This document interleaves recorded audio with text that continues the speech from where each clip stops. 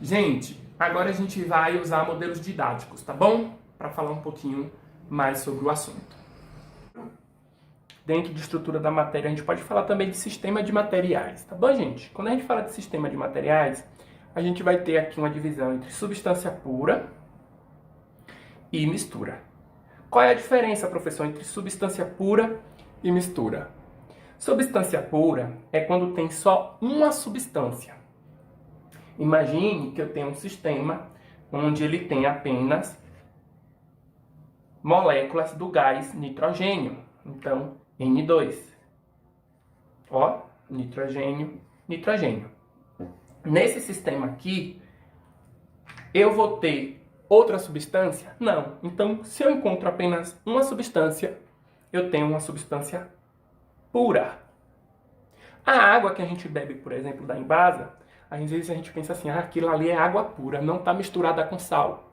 Mas, quimicamente falando, ali dentro vem também eletrólitos. Vem sais, vem magnésio, vem metais, vem cloro, vem iodo, tá bom? Então, ali não é uma substância pura, ali é uma solução, é uma mistura.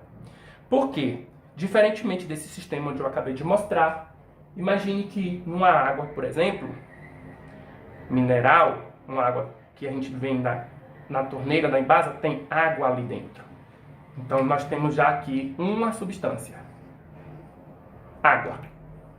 Lá também, a gente pode ter outros tipos de molécula. Outros tipos de átomos. Imagine que lá dentro tem cloreto, ó, de sódio, NaCl. Então, aquele sistema, ó, vou ampliar meu sistema. Ele ali dentro tem, além da água, tem também o NaCl, cloro mais sódio, tá bom, gente? Então, se eu tenho duas substâncias, 3, 4 dentro de um sistema, eu não tenho mais uma substância pura. Eu vou ter ali uma mistura, tá bom? Da gente pensar que aquilo ali é uma substância pura, por ser às vezes incolor, límpida, ali é uma mistura homogênea, uma solução. Por exemplo, aqui eu tenho álcool hidratado. Dentro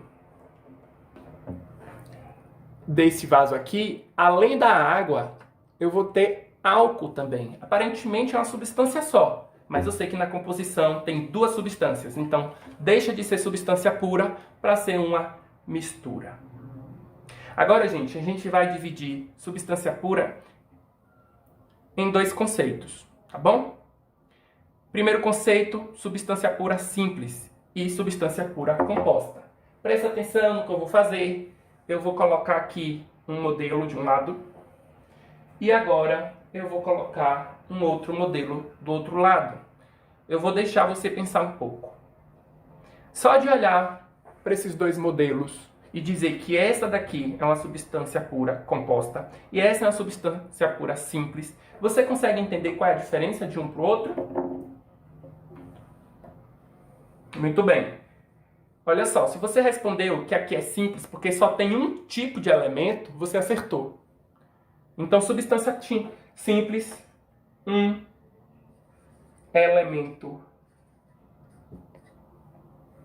Tá bom? Participando da constituição da molécula ou do composto iônico. Já a composta vai ter 2 ou mais elementos.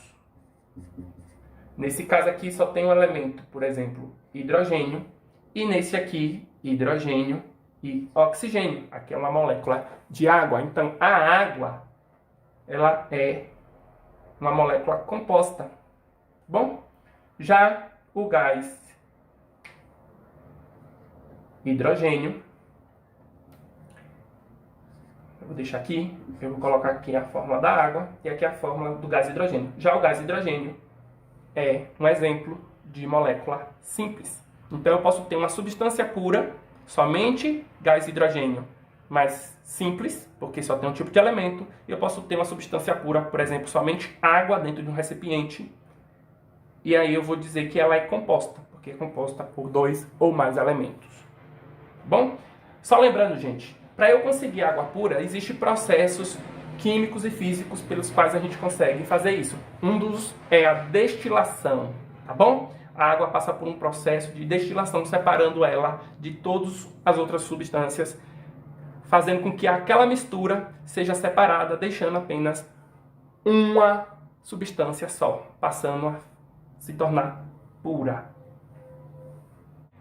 Imagine agora que eu tenho aqui, dentro desse recipiente, água mais álcool. Então a água e o álcool eles se misturam de tal maneira que quando eu olho e analiso, eles formam uma mistura homogênea, onde eu não consigo distinguir aonde está a água, onde está o álcool. Tá bom? Eu digo que aqui na mistura homogênea há apenas uma fase. As moléculas estão de tal maneira embaralhadas, misturadas, dispersas, que cada parte dessa solução ela contém uma proporção muito parecida de água e álcool, tá bom? Já na mistura heterogênea, por exemplo, água e óleo, imagine que essa coluna de baixo é a água, eu coloco óleo e o óleo ele fica sobrenadando. Ele é menos denso, então ele vai ficar flutuando acima da água, que é mais densa. No caso aqui, eu consigo observar que eu vou ter uma fase e eu vou ter duas fases. Então aqui, quando eu tenho duas ou mais fases, eu chamo de mistura heterogênea. Bom, gente? Muito simples. No caso dessa mistura homogênea, quantos componentes ou substâncias eu tenho dentro dela? Eu tenho duas. Então ela é uma fase com dois componentes. Tá bom?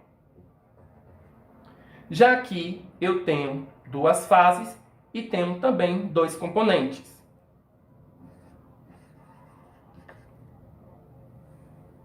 Agora imagine que neste sistema, além de água, além de álcool, eu vou colocar aqui cubo de gelo, que também é água, só que no estado sólido.